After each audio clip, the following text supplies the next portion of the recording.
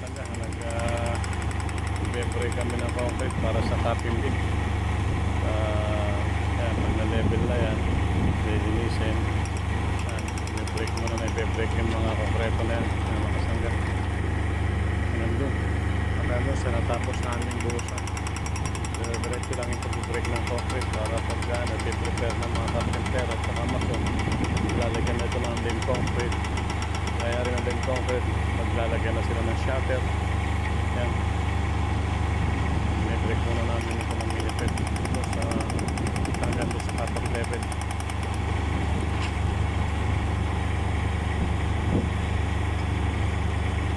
Night shift, day shift dito. Pag-break ng concrete mga kasangga para mabilis matapos.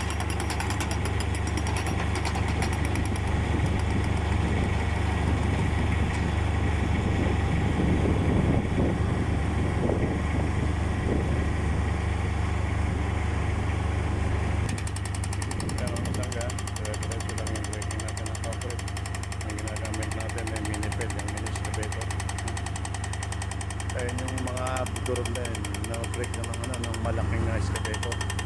Kaya pagka durog na yung malaking portion, ito na ginagamit itong main excavator para hindi masira